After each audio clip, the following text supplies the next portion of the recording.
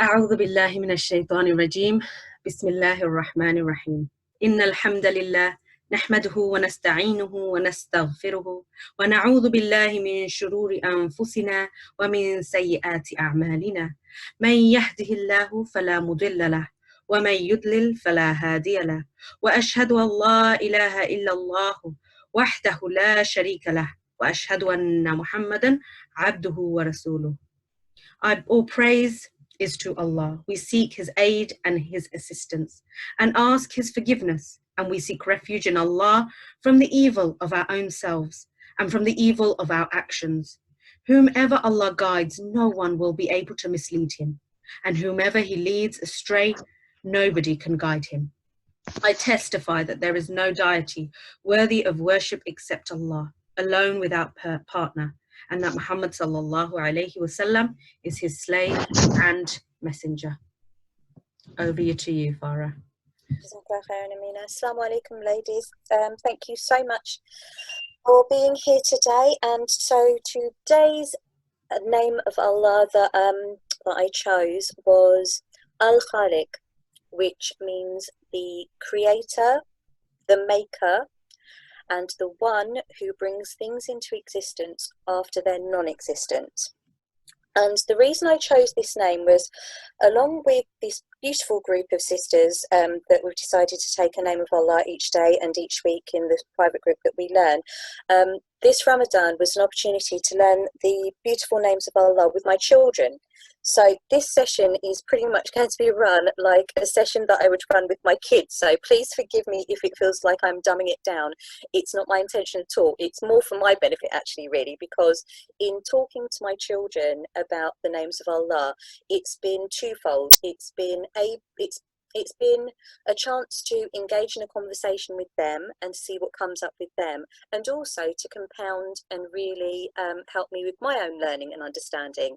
And I think there's nothing more beautiful than watching children and listening to a child's perspective about a beautiful name of Allah and what comes up from their innate wisdom and creativity, and from their perspective it's almost like seeing it through a different filter, but through the filter of very innocent and very I want to say unjaded, but I guess through a child's eye they're not going to have the whole life experience that as adults we have had. So it's almost trying to look at it from the most innocent of eyes and through fresh eyes. So yes, so apologies in advance that this session may be a little bit childlike, but it's really to help me as well. So it's kind of a bit selfish. So apologies, and thank you very much for bearing with me. So I'd like to run this session under the headings of 6 little points. So the first point I would like to address or to talk about is, what does this name mean to me? And so when I did this with my kids, I asked them, what does Al-Khaaliq mean to them? And the first thing my 8-year-old daughter came up with was the nasheed, or the song that she loves listening to, Allah Made Everything. And we play that at the madrasa that I teach in, and it really is beautiful, because when we think of creation or creator, what they make, she said, well, Allah makes everything, mummy. He made the sun, he made the stars, he made the moon, he made the animals. And she went on to tell me all of the different things that Allah makes. And so when I think of that word, the creator, to me, that means that Allah is the only one who can create anything and everything out of nothing. Everything that we as humans can make, we make it out of stuff that's already there. We already make it out of things that, like we can, I don't know, build a house, or we can, write a book. It's creating a story or creating something out of the tools that already exist.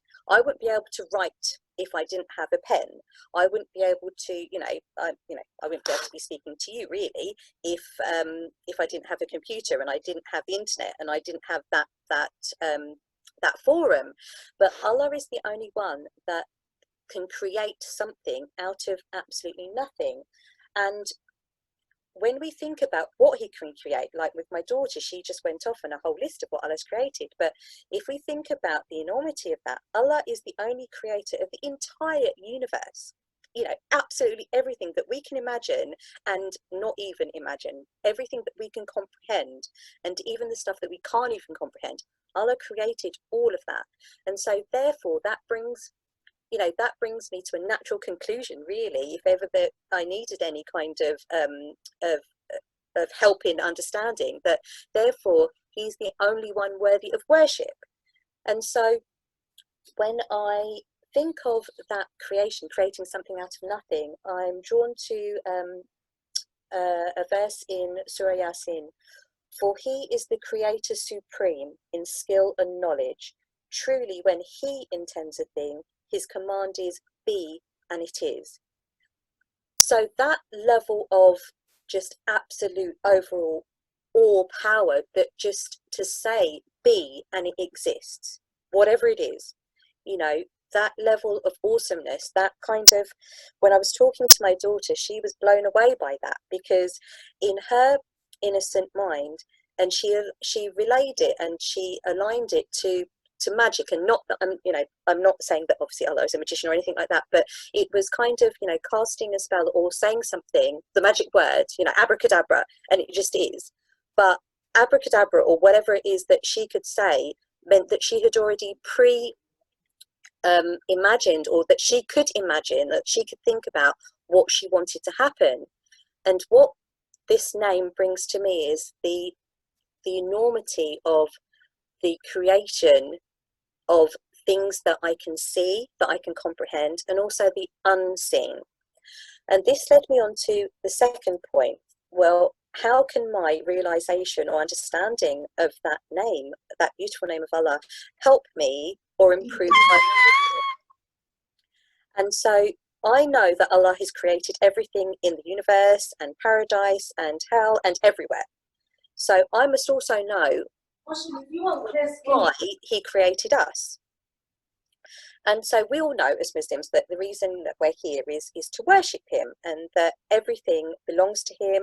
And so that kind of when I was explaining this to my daughter, because we had been created by Allah, and that everything that he creates belongs to him, and everything that we see around us belongs to him. Therefore, I don't need any kind of, not I don't need, but I must also always be conscious or aware, really, that everything around me is a sign of creation, is a sign of my needing to worship him and worship him alone. That I don't need it's not the big signs, the awe-giving signs, like the power of the sun, or the fact that the moon comes out and that the stars are twinkling, or the seas, the salt water and the river water, that there is a natural divide between them.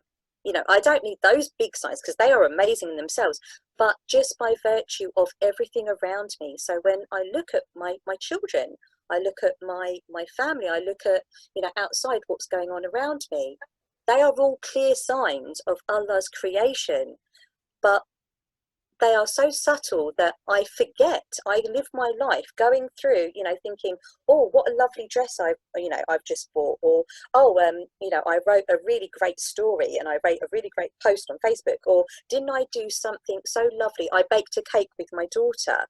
And in those moments, I slip really to thinking that actually I've created all of those things. And it's when I'm brought back to the name Al-Khaaliq, the one who can create anything out of nothing. What is my cake baking? What is that creation of the ingredients that I've been given, the ingredients that were already there? I didn't have to grow the wheat. I didn't create the wheat. I didn't create the barley or the flour. In comparison to Allah's awesomeness, that he can just create something by saying be, and it is. So when I looked further into how that could help me with my dua, and this is where it really took a real turn for me, because I had been I guess throughout most of my life, really, you kind of get to Ramadan, and you make dua, and you're told that Ramadan is the best time. Allah is listening, shaitan is locked away, and I want to make dua and I want to ask for things. But it was kind of like I was making a blanket dua. Oh, Allah, help me. Or I didn't really know what I was asking for. I didn't really kind of appreciate or give a lot of thought really to what I was asking. And by understanding, or by looking at this beautiful name Al Khaliq, the reason that it improved my dua really was because, as Allah is the only creator, so he's the only one that can create, there's him that I can ask for. And so although I know that he hears me and he sees me and he knows what's in my heart and he knows what I want before I even realize, that I was kind of relying on that. Well, do you know what, Allah, you know what I want. Can you just kind of have a look inside me and filter out what it is that I really want, what it is that I really need, because I can't really figure out at the moment. But because you know what's in my heart, then just please, not you figure it out, but you filter in, see what it is that I really want, really need, the stuff that I don't even realize that I really want, the stuff that I don't even realize that I really need, and can you just give me the answer to it? So I was pretty much offering out a dua for, it wasn't a weak dua, but it wasn't really going to the right department. I don't know if I mentioned this before, but I think I did on another one of the sessions, that if you needed to do something, if you needed to pay some money into the, like you needed to pay a bill at the council, you wouldn't just go up to the counter and say, right, I need to give in some money. You would need to know which department that money needs to go to, or what, you'd be signposted to the place that you really need to go. You could pop it in there and it would probably filter out some way. It'd probably get to the right department, after a lot of time and a lot of effort. But what you would need to have done for you is for you to signpost, or to be signposted to the relevant department. So by taking the name Al Khaliq as the start of my prayers, giving praise, giving due, giving reverence to Al Khaliq, knowing that he is the only one that deserves the most praises for absolutely everything that he has created, and that he, in his creator capacity, has created me, and is the only one that can create the solutions to the problems or to the issues that I want resolving or solving, that really powered and energized my duas in a way that I hadn't realized. And so when I was talking with my daughter, and we were talking about the creator, and she was saying, but what about those people who don't believe in God? So that kind of sparked off a whole other conversation, and we were, I can't remember whereabouts it is, but there is a verse in the Quran, and I believe it's along the lines of, or were they created by nothing, or were they creators of themselves, or did they create the heavens and the earth? Rather, they are not certain. And I know it's in the Quran, and I'm just trying, I'll find out whereabouts it is, because I don't want to give out wrong information. But that was kind of the real slam dunk, if you like, to atheists, because we're here, and yes, we were born of a human being, but if you try and follow that lineage, you get to Adam alayhi salam. Well, who created him?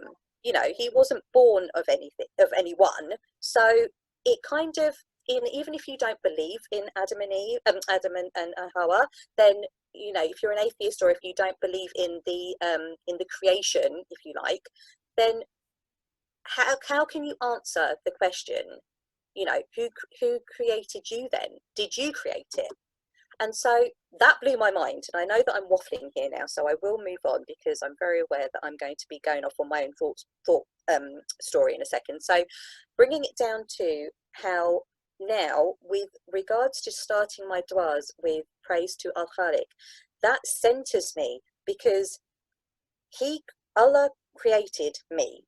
So Allah is the owner of me, my soul, but also what I'm going to be asking him, I'm asking him to create the solutions for. So when we talk about my heart and helping me purify my heart, Allah created me, Allah created my heart, Allah created everything about me, but also, besides creating me and the physical part of me and my physical heart and my physical organs, contained in that are all the feelings, faith, emotions.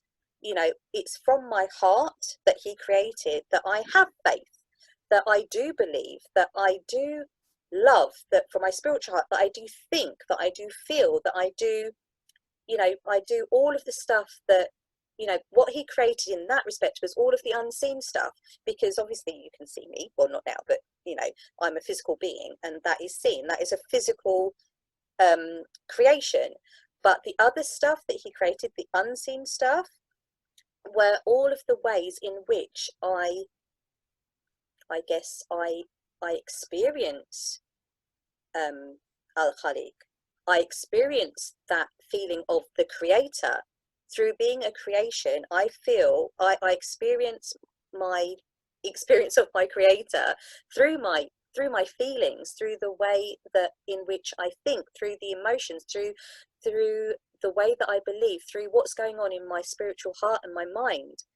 And so it's like almost a circle or a cycle, if you like, of experiencing that. And I don't know if that makes sense, but I'm going to move on because I can again hear that I'm waffling. But how do I use that then? How do I use all of that then to improve me, to make me a better person? Because really, what are we doing here in Ramadan? What are we doing here on this call? When we're talking about the beautiful names of Allah, it's not just education for education's self. It's not just by saying, okay, well, Al-Khaaliq means the creator, and that's it, and then off you go. How do I put that knowledge, that understanding, that kind of education, if you like, into practice? How can I put that information into and adapt it in my life and apply it to my life so that it transforms me, so that it has a transformational quality? And the way in which that name transforms my life, transforms my experience in the way that it helps improve my character, is that I will try and I will endeavor and I will strive to be grateful, to be aware, to really to live a life, to experience this life the way that my creator wants me to. So he made me, he created me, subhanallah, and alhamdulillah, he created me, and he gave me the Quran, he gave me Ramadan, he gave me, he gave me the tenets and the guidance to live my life. He gave me Islam. And so what else do I need? What else do I want? And if I was to not reflect upon or explore or just, have a little ponder about, have a little think about, even if it's not some kind of massive journey, but if I'm not even able to just understand or come to the realization that subhanallah, he created me, every time I think about what he created and every time I think about the fact that he created me, before, when I was going through the depths of kind of not feeling great, I lost sight, or maybe it was fogged over, the awesomeness and the divine decision that he took to create me. And he does not make mistakes. So by understanding that he is Al-Khaaliq, I'm giving a nod to, or I'm grateful, and I am in awe that he chose to create me. And so what better way, or what way can I give thanks and gratitude for that one thing, the fact that he created me? How can I give gratitude for that? And does that, or will that change my whole concept or my whole experience of life if I was to live a life in gratitude for the mere fact that he, for the seemingly small decision that he took to create me? If I was to live my life in gratitude for him creating me, how different would my life be? How different would my experience of Ramadan be? How different would my whole existence be? And I guess really there is so much to explore and study and reflect upon the infinite power of Allah to create whatever he wills, to create whatever he wants, to create the stuff that I don't even comprehend. But there is a reason, and he created me for a reason. And when that truly lands and resonates with me, it turns my general dua on its head.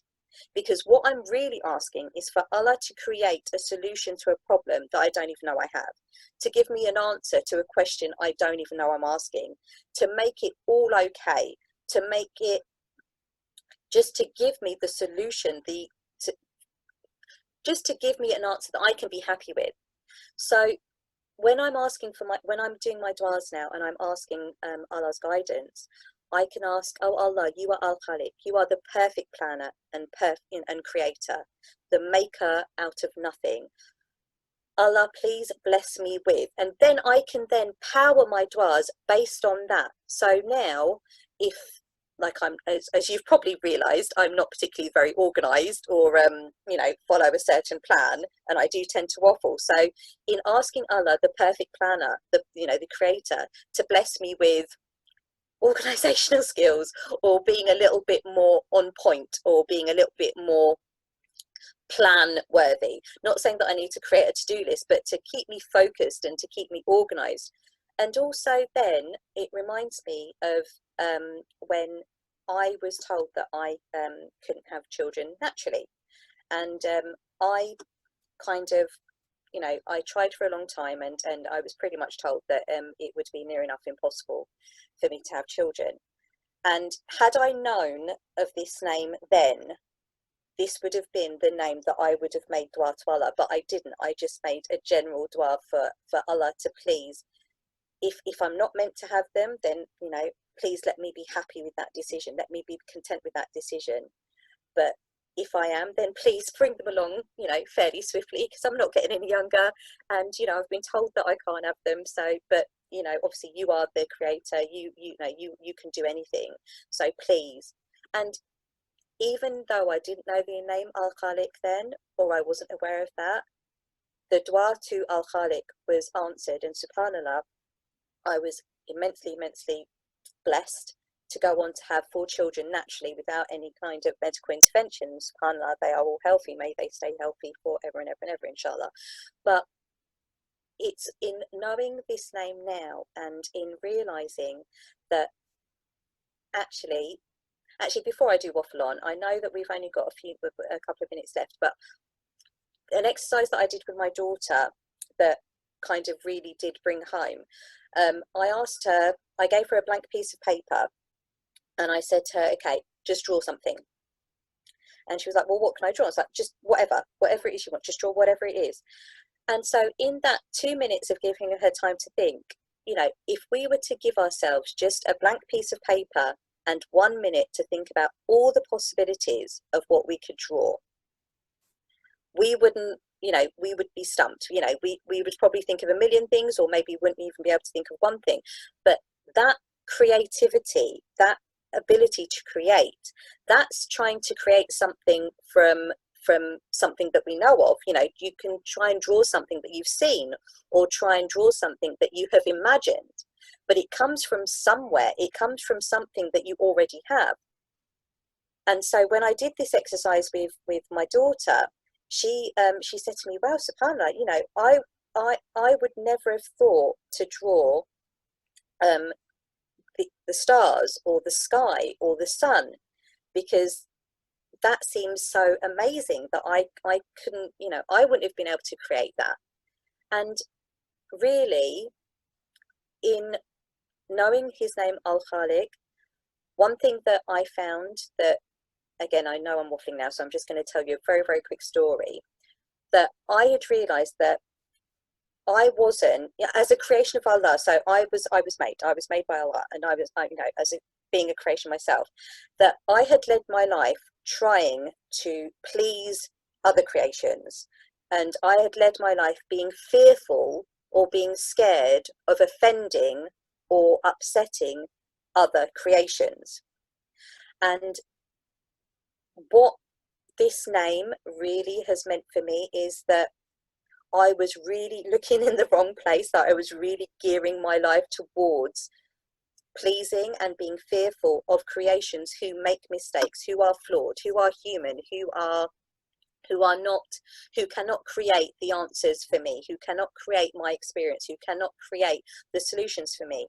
And I'd been looking very much at the creation and not the creator. And that's how I would like to end this session, by understanding and by giving you just a kind of tiny bit of what this name really means to me. It has turned pretty much everything on its head, and I pray that in this jumble of a message that some reflections have been possible for you. So I'll hand it back over to Sister Amina, if that's okay, Dr. Amina. Yeah, absolutely. Alhamdulillah. Jazakallah khair. Amazing listening to you and your reflections. And to be honest, it's a real space for us not to take what we as coaches are saying or understanding. It's a real space for us. What does this name mean for you? How do you see this name? How does it play out in your life? So we're just sharing our reflections with you, whatever they may be, but in the hope that actually we all become aware, subhanallah, that we all come to think about this attribute and how we turn to Allah al-Khaaliq, or whatever name we are, reflecting on that day.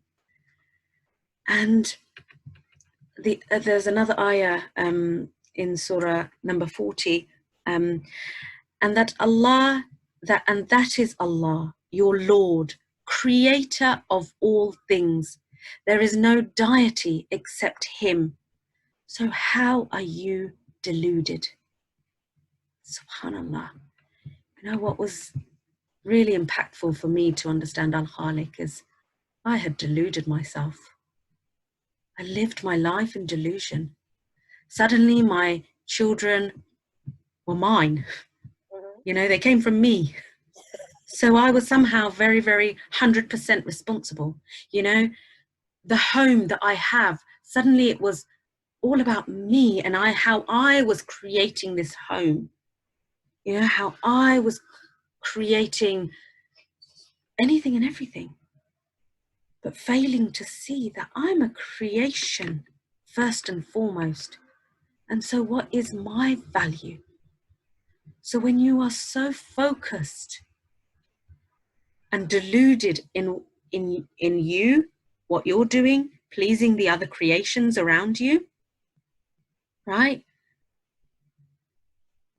You forget that, hang on, you're created. You are a creation. And what is your purpose? What is your role here? And subhanAllah, in one of the du'as in Sayyidul Istighfar, he says, Allahumma anta Rabbi. Oh Allah, you are my Lord. This is what he's getting us to remember morning and evening. Oh Allah, you are my Lord. La ilaha illa ant. There is none worthy of worship but you. Khalaqtani. He's reminding us day in, day out. You created me. Come back to this fundamental truth. You created me and I am your slave. Subhanallah. When we think that, we've got to do this and we've got to do that and we've got to make this and make that and make this happen, right? Let's not forget our fundamental number one role. And I am not a slave, your slave. Al-Khaaliq slave, the one who created me for a set purpose. I am his slave, not a slave to my desires, not a slave to my children, not a slave in my home, not a enslaved to my husband, not a slave to my in-laws or my family or my siblings or my profession, my job.